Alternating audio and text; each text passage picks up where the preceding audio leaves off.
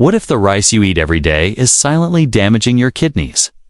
And what if switching to just one of 3 special rice types could lower your creatinine levels and protect your kidneys, starting in just a few weeks? Most people have no idea, but not all rice is the same. Some varieties are rich in compounds that naturally support kidney function, while others make things worse. Stay with us, because in this video, you'll discover the top 3 rice types that doctors are now quietly recommending to patients with kidney issues. The third one. It might already be sitting in your pantry right now. When we think about kidney health, most people immediately jump to cutting salt, avoiding red meat, or drinking more water. But almost no one talks about rice, even though it's one of the most commonly eaten foods in the world. If you're over 40, managing high blood pressure, diabetes, or just trying to avoid kidney disease, then what type of rice you eat matters more than you think. Your kidneys are delicate organs. They filter your blood 24/7, remove toxins, balance electrolytes, and keep your entire body running smoothly. But if your creatinine levels start to rise, a clear signal that your kidneys are under stress. The clock starts ticking. Ignoring this can lead to chronic kidney disease, dialysis, or worse. That's why every bite you take needs to support those kidneys, not stress them more. Now here's where rice comes in. Most people assume all rice is the same. White rice, brown rice, jasmine rice, basmati. It's all just carbs, right? But not. Quite different rice types have different glycemic loads, fiber content, mineral profiles, and anti-inflammatory properties. Some help your kidneys rest and heal. Others spike your blood sugar, increase inflammation, and make your kidneys work overtime. Let's start with what's often considered healthy brown rice. Yes, brown rice is whole grain. It has more fiber than white rice and a bit more magnesium and phosphorus. But here's the catch. That outer layer of bran, the one that makes brown rice brown, also contains higher levels of phosphorus and potassium. 2 minerals that people with kidney problems need to manage very carefully. Too much of either can throw your body into imbalance, especially when your kidneys aren't filtering properly. And many kidney patients are told to reduce phosphorus-rich foods. So while brown rice sounds healthy on the surface, it might not be your best friend if your creatinine is already elevated. White rice, on the other hand, gets a bad reputation, mostly because it's processed and lower in nutrients. But here's something surprising. In many cases, white rice can actually be easier on your kidneys than brown rice. It's lower in phosphorus and potassium, easier to digest, and puts less strain on your filtration system. But, and this is a big but, not all white rice is created equal. Some white rice varieties are highly processed and have a high glycemic index, which means they spike your blood sugar rapidly. This is bad news for anyone with diabetes or pre-diabetes, 2 of the top causes of kidney damage. So while white rice may be lower in kidney-stressing minerals, it can still be a silent enemy if it causes sugar spikes. That's why it's so important to look at the big picture.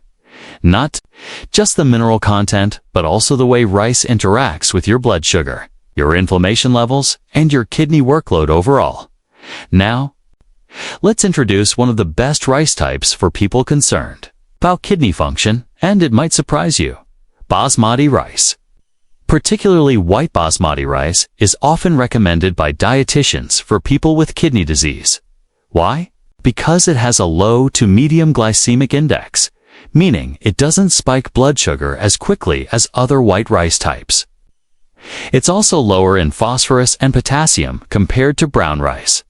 Plus, it's fragrant, delicious, and satisfying, making it a great option for kidney-friendly meals that don't feel like a punishment. But there's more. The length and texture of basmati rice mean it has a different starch structure.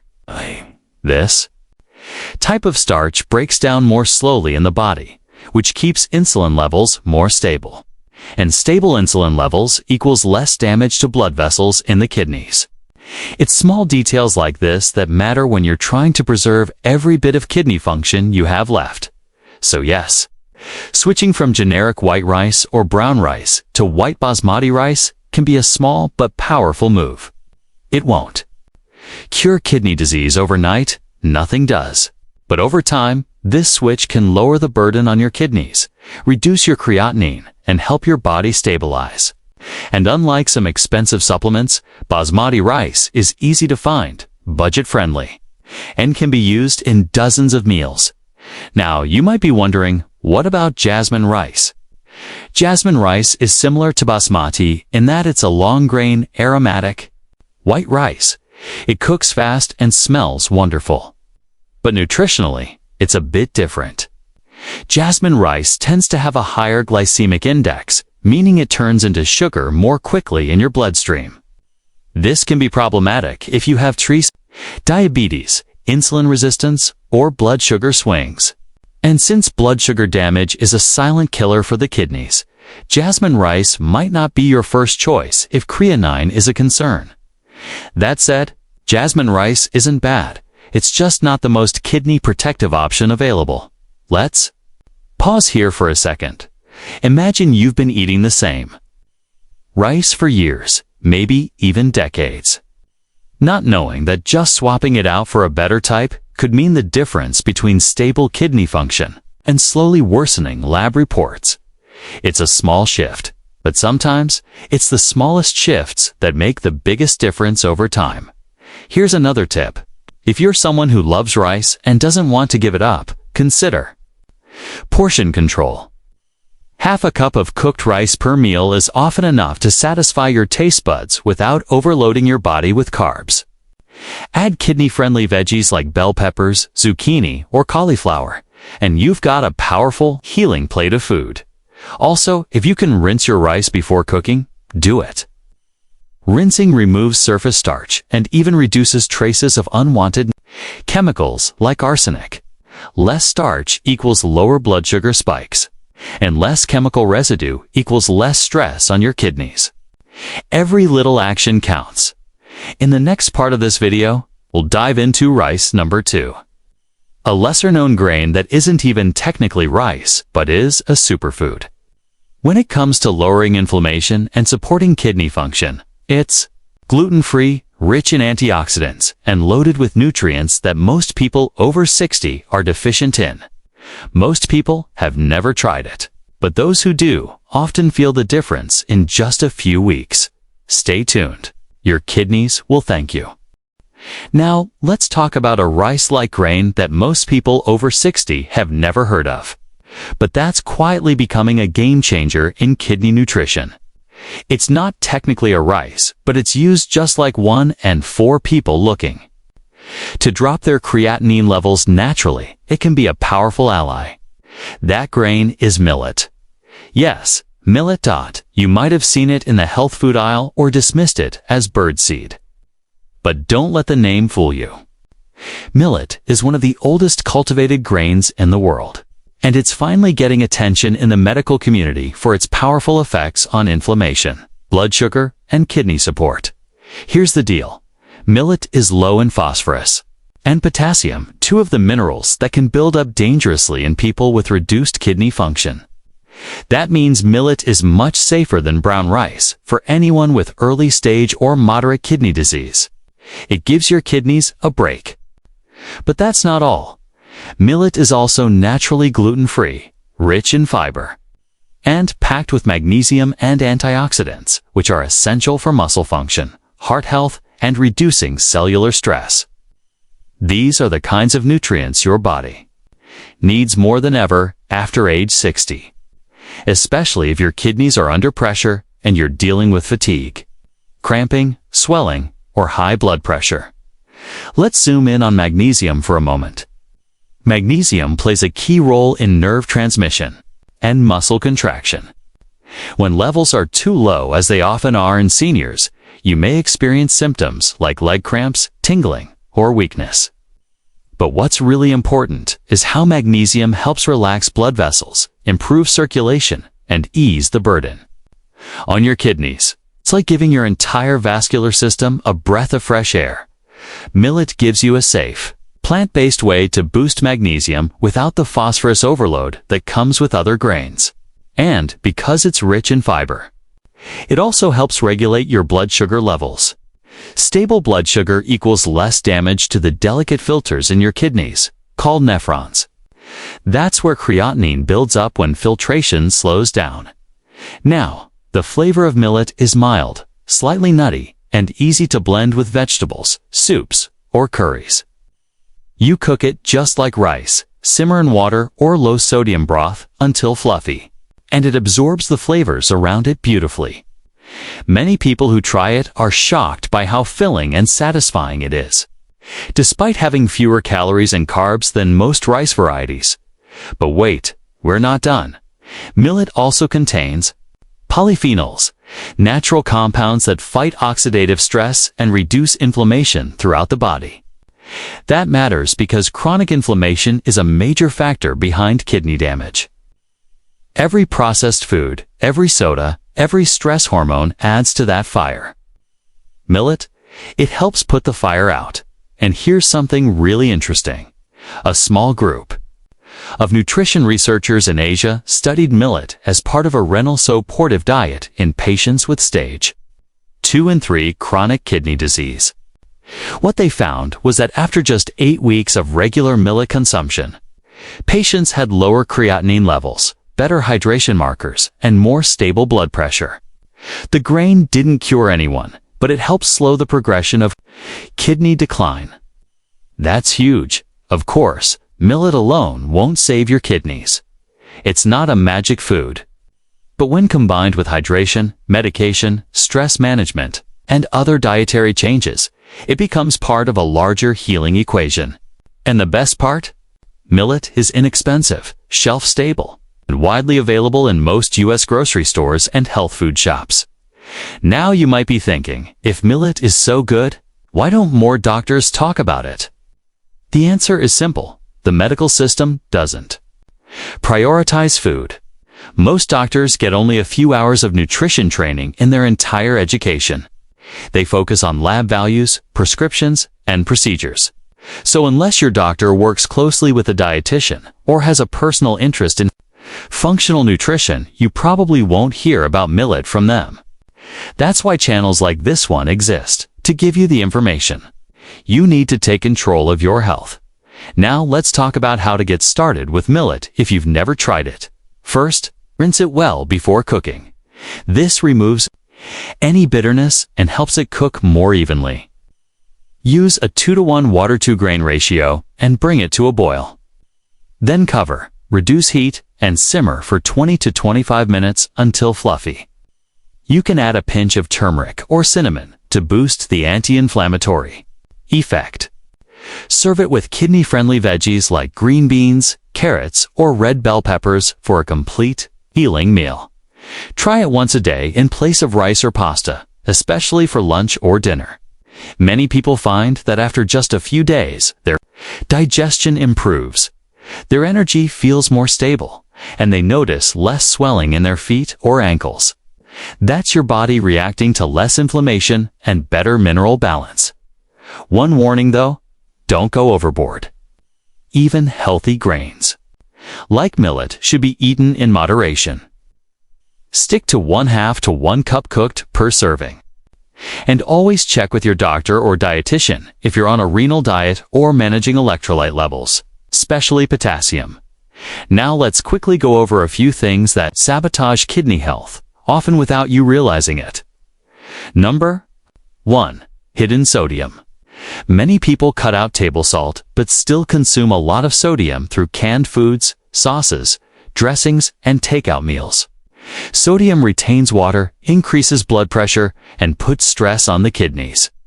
Even healthy rice dishes can become dangerous when they're drowning in soy sauce or processed seasoning packets.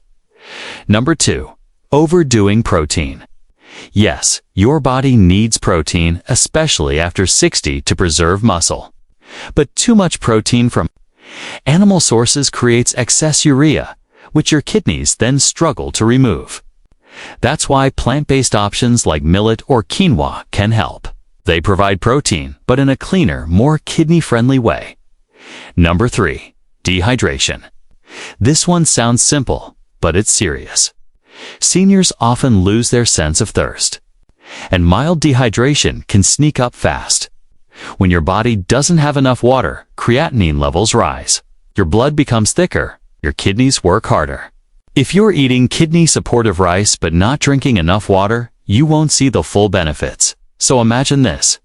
You've replaced brown rice with basmati. You've added millet to your routine. You're drinking more water, cutting down sodium, and being mindful of sugar and protein.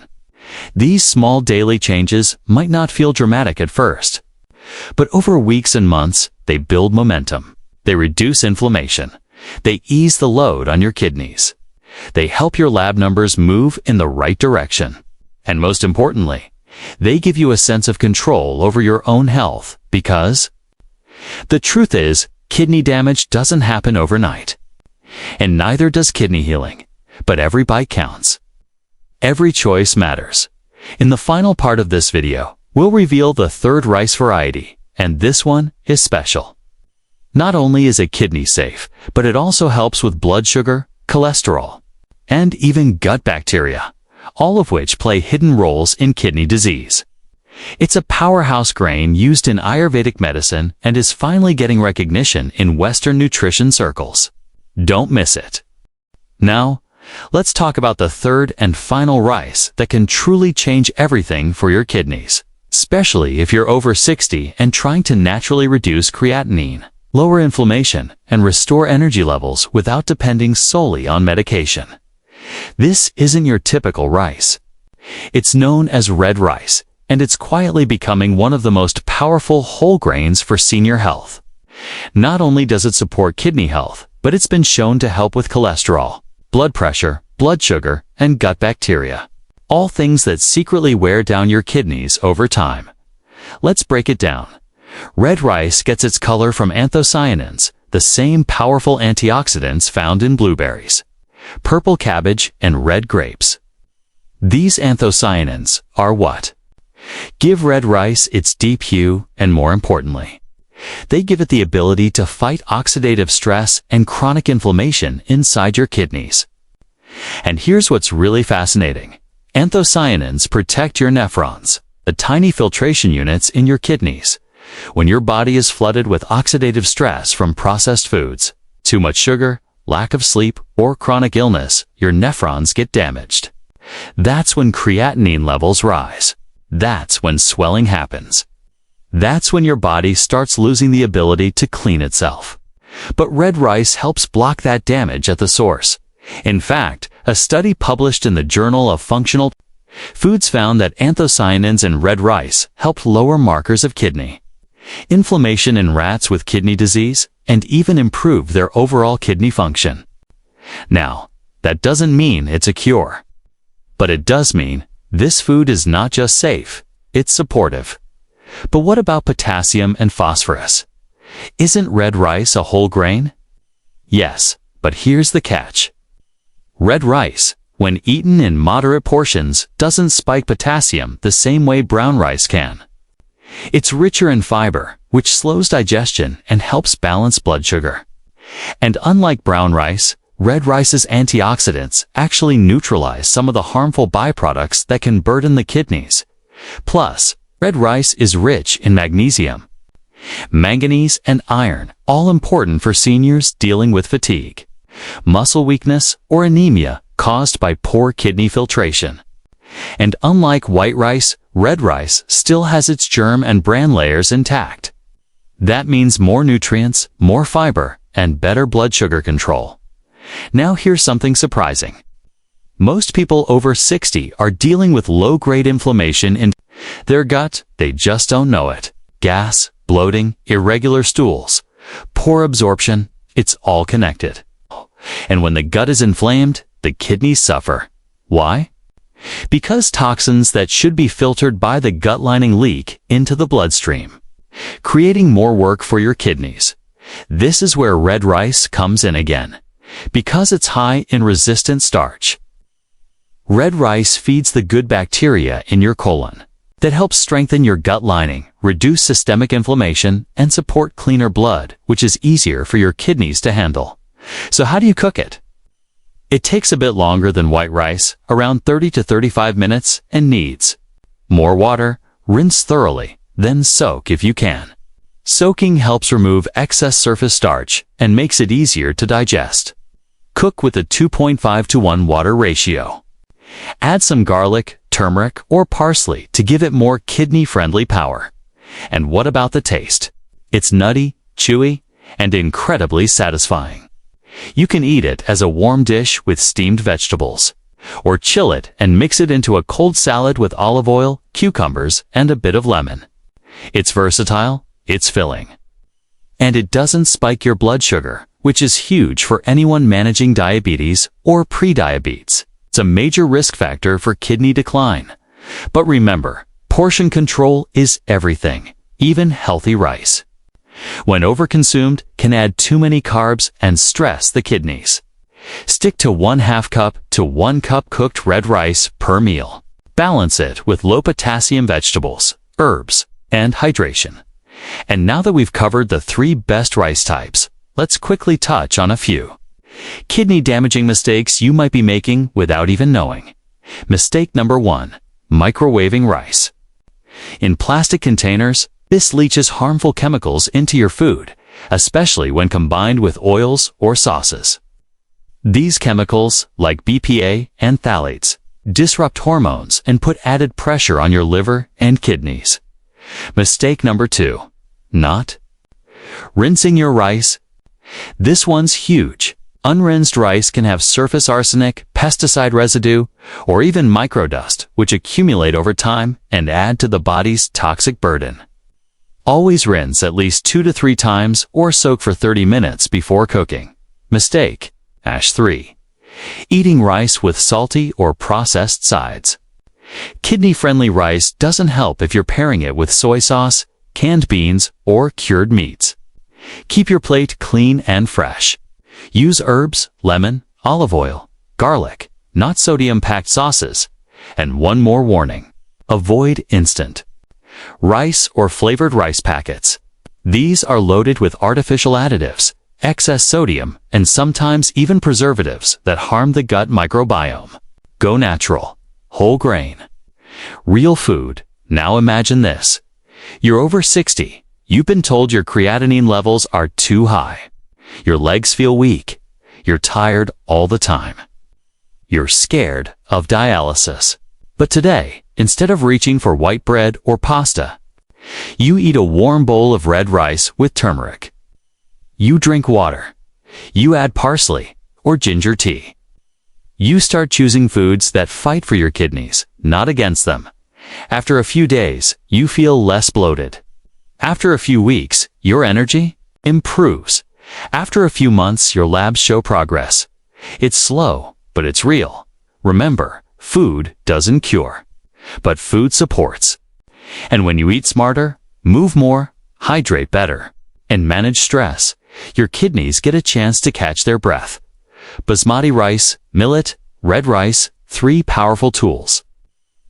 1 strong goal. Protect your kidneys and drop creatinine naturally. Don't wait until the symptoms get worse. Start today. Your kidneys will thank you.